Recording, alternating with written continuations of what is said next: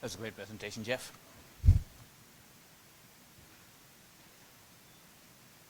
So while the presentation is coming up, first of all, thank you everyone for your time.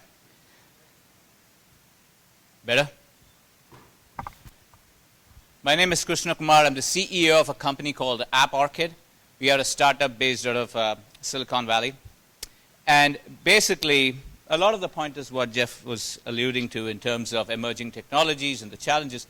What App Orchid believes in is that in this super hyper-connected world, where you have billions of sensors, smart meters, smart cars, smart watches, smart everything coming on the internet backbone, there is a pressing need to integrate what I call as three genres of data sources, right? There is the Internet of Things, but more importantly, you have the Internet of People and the Internet of Process, right?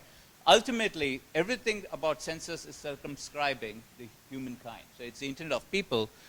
Sorry, I keep going back and forth here. So it's the Internet of People that is the primordial function here. And then you have the Internet of Processes. That's kind of the core systems spiel of things, right? These systems have been around for a long, long time. We are talking about several years of risk assessment and statistical tools that have been in place. So the pressing need of the hour is the Internet of Things and the Internet of People, which I call as tribal knowledge.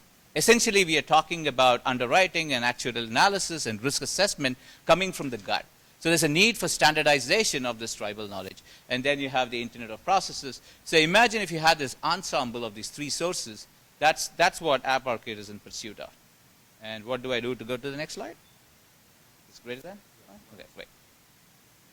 So I have a little video that I picked up from my library. There's a little bit of a commercial appeal to it, but that was not my intent. So this is a little thing that we put together with SAP partnership. And again, it's honestly, my heart is in the right place. I just didn't mean it. So if you can quickly play the video, and I'll ask you to pause when I feel there is a need for some narrative.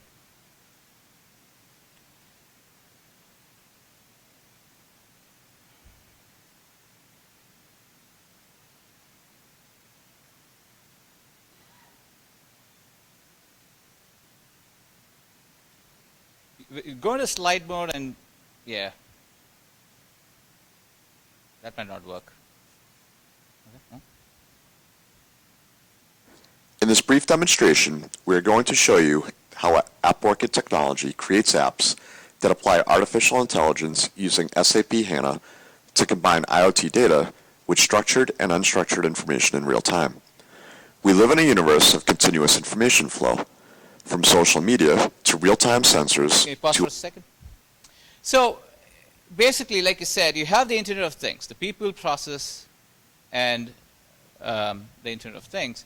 And what App Orchid believes in is that in this new universe where people are so spoiled by the consumer experience, or the consumer app experience, that industries like insurance can start making use of it. What if you had an assessment or an app for doing a risk assessment? What if you had an app for looking at, I found a fascinating use case yesterday, where an insurance company is looking at Angie's List to look for a potential person who might be, after a workers' compensation claim is putting in his resume. So again, it's indicative of a fraud. So you have this plethora of data sources that what I call as ambient intelligence that you can now make as part of your insurance mainstream to look at processes in ways you could never do before. Unstructured data, an average enterprise passes through 10 terabytes of information on a daily basis. Locked within this data tsunami is valuable insight into risk, performance, and commercial opportunities. The new digital age needs to respond to the Internet of People, the Internet of Process, and the Internet of Things without imposing expensive IT overhauls and infrastructural investments. So how can this be done? Simple. Let's take App Orchid approach, for example. A sea of apps surrounds us. There's an app for finding the closest Starbucks, the cheapest hotel, or navigating to your destination of choice. So why should enterprise business functions be any different? Okay, so if you can go onto the slide mode, please.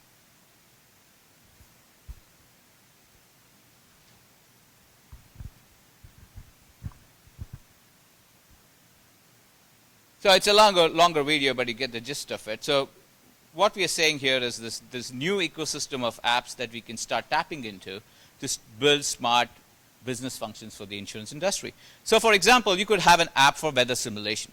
Okay, you could have an app for visualizing the social network, and maybe a third app that can correlate risk, preventive and cure-based correlations. What if you could now cross-pollinate these apps? Okay, so App Orchid fundamentally believes that there is enough technology out there to bring in tribal knowledge, combined with what we call as a semantic web or natural language processing, to take analytics to the next level and use the conduit of apps as a means of dispensing it to the end user. So if you were to look at the brief history of time, the underwriter's version, right, you can start with data.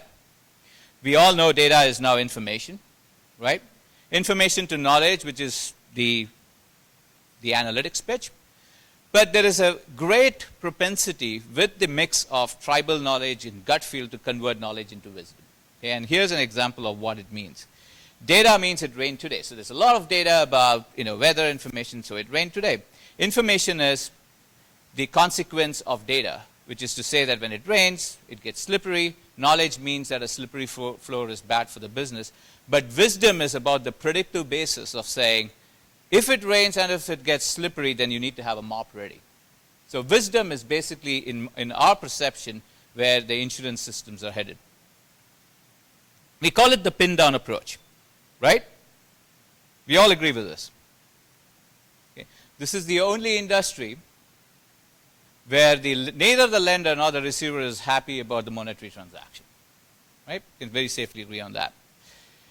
So what is pin down? It's basically the foundation of the digital business. Okay?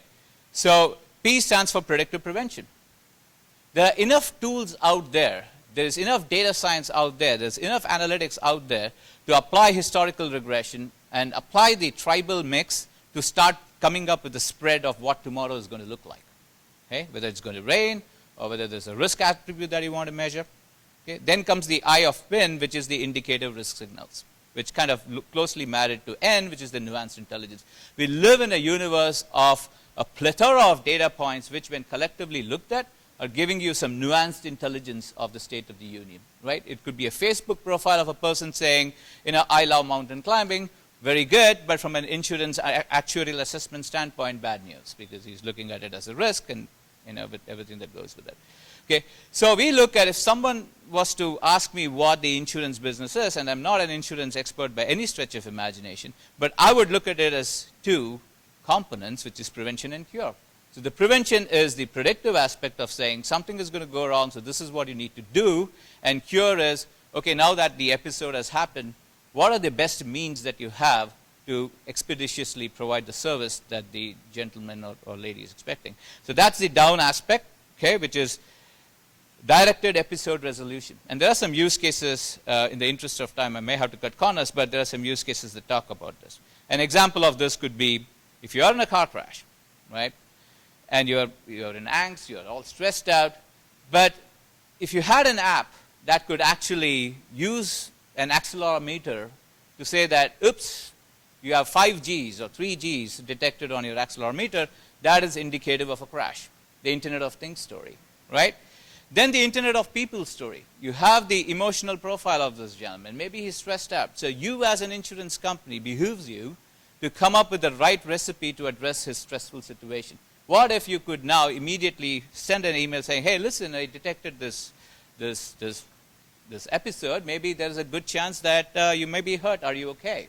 Right? So we call it directed episode resolution. I know AAA does it. They call it things. But now we have tools. We have omni-channel engagement tools that will allow you to push the envelope to a new repertoire of options that prior systems couldn't do. Then you provide a window of opportunity to fix it, and then you have what we call as a 90-10 rule, where with the data that you have, you can now lean towards the side of forgiveness. Okay, a greater propensity to forgive versus punitive action. Okay, so these, in the App Orchid mentality, I think this is probably a good outcome, a practical outcome of how insurance companies can evolve this new digital ecosystem. So how do we go about doing it, right? And you heard a lot about Internet of Things. I'm not going to beat that to death. We get it. There's a lot of sensor out there. There's a lot of profiling of the human nature that you can make part of your mainstream analysis. But then there is also a lot of unstructured data in the mix. Okay, you're talking about compliance documents. You're talking about standard operating guidelines. You're talking about historical data. Then you have tribal knowledge. In emails, right? If there is an asset likely to fail, a capital-intensive asset that's likely to fail in an organization, there's a very good chance 20 people in the organization are whispering about the propensity of failure and the consequence of its failure, right? There's a company I won't name, a company very close to where I'm speaking from, that had recently a pretty bad episode where they burst a pipeline killing people. And the reason for that was poor data, right? So I'm a customer of this company. I've been a customer for 20 years. They never got my customer invoice wrong, ever. But an asset that costs billions of dollars, that has 30 billion gallons of liquid petroleum gas flowing through it, through my neighborhood, they don't have data for, right? So there's some improvement that's needed. But what we believe in is that by combining the tribal knowledge with governed data, there is an opportunity to be more compliant, have targeted underwriting, improved catastrophe management, and just have a standardized underwriting nuance across the whole organization. In the interest of time, I'm going to scream through these case studies, but you mentioned practicality of these applications, and that's very, very key, right? There's a lot of talk of IoT, but there's a general sense that this is the pie in the sky. There's still, the grassroots reality is still missing. Drones are great, but you need to have probably 3 years of regulations to come in place before they become prime time. So our approach is we kind of flip that problem and say, okay, tell me what your problems are. What keeps you up at night? And we will figure out, right, the solutions for it. So ours is not a hammer looking for a nail. It's not a solution looking for a problem. It's a problem working backwards. And the problem that we are doing here is solving here is for a large small municipality out of Massachusetts. Okay. So their problem, well, actually their opportunity was that they had sensors for gas. They have sensors. It's a utility company. They have sensors for gas. They have sensors for sewage. They have sensors for electricity, obviously it's an electric company, and water, right? And the nicest thing about this organization was that they were getting this data every 5 minutes, okay? And it's, for the mathematicians in the room, it's a logarithmic effect. Between 5 minutes and 1 hour resolution of data acquisition, there's an exponential value proposition to be made, case for value proposition to be made. At 5-minute intervals, you can do things so much different than at a 1 hour interval. For example, if you're on vacation and if you see a spurt in energy, okay, there's an unwelcome guest in your house, right? So now you have the propensity to merge multiple streams of data, start profiling things like, is your dishwasher on, is your refrigerator on? So this is a traditional Internet of Things without a very expensive home security infrastructure. The primary reason for putting these Internet of Things was to measure electricity, pay the bills. It was not an insurance play. But this visionary company that we're working with is now using the telemetry to become a risk advisor, and potentially with the permission of the customer could now sell this data for an all-around better ecosystem. So here are some examples of how we are using IoT, and you can see the stack on the right.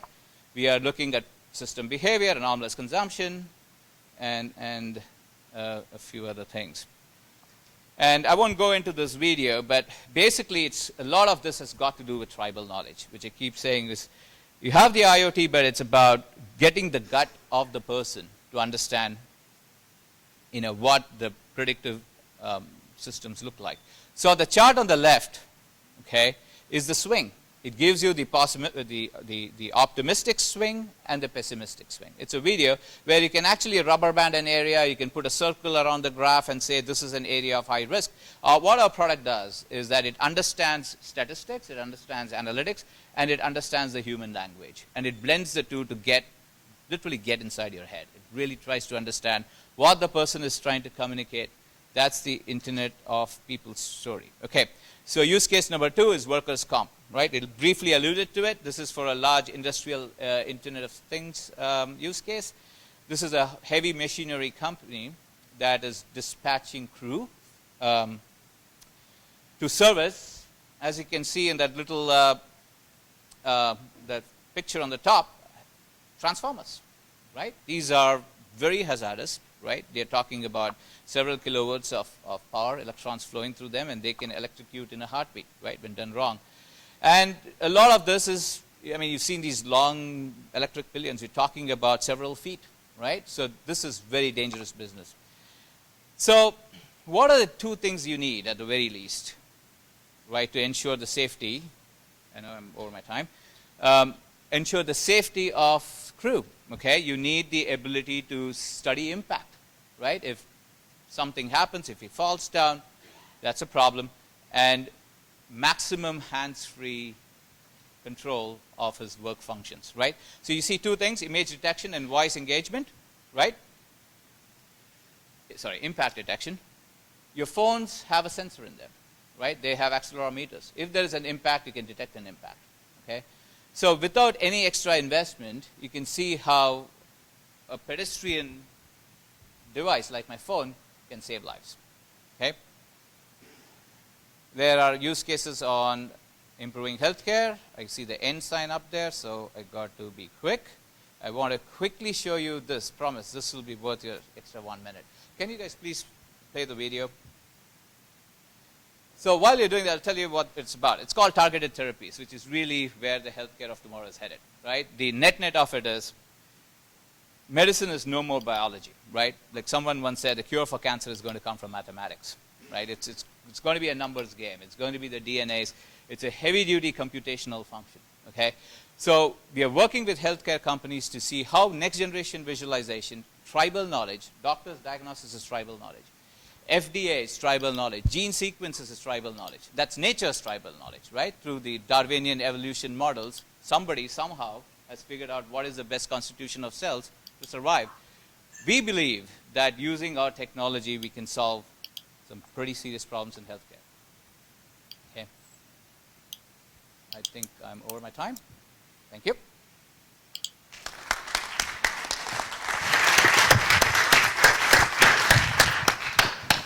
All right, thank you guys.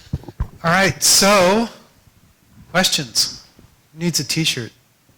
Don't let these guys intimidate you. You guys, I mean, I know there are a lot of big brains out here, but you can't ask them questions and they won't bite. Okay, we're kind of...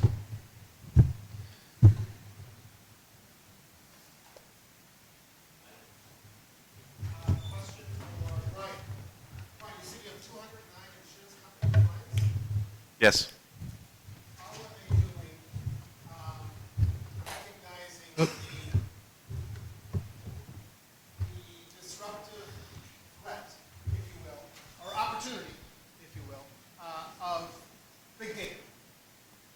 I asked the question this morning. I think it's a very good question. I think they all get the practical use cases across the life cycle of big data as it's been described today.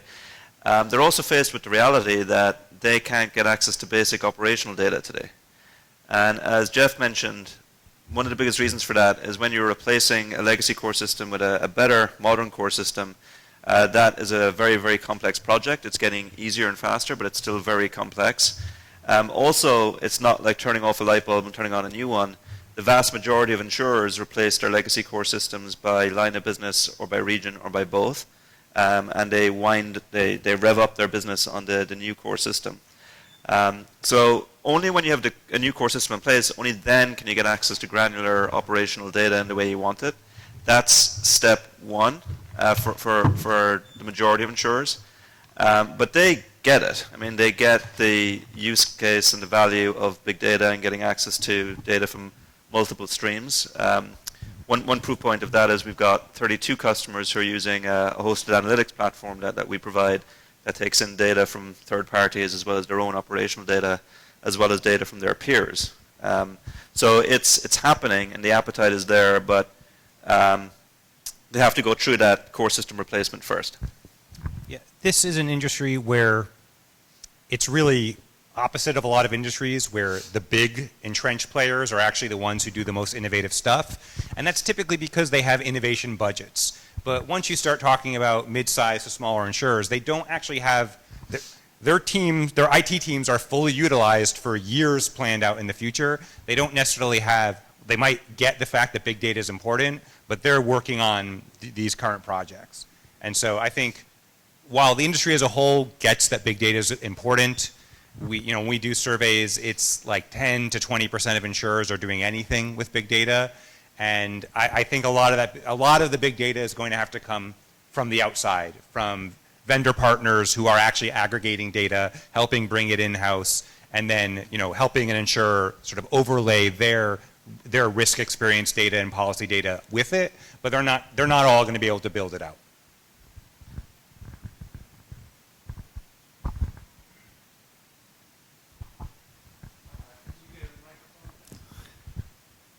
So I have a question. Sorry. Thank you. You guys have been selling or partnering with insurers and carriers for many years now and developed some great expertise there. Do you have some tips and best practices for young startups like ours that are starting to work with them, starting to pilot, and are finding some of the cultural differences between Silicon Valley and insurance to be sometimes challenging? What are some of the top 5 tips, do's and don't do's, to allow us to work in harmony and to be effective and good partners? Want me to answer that? The startup guy?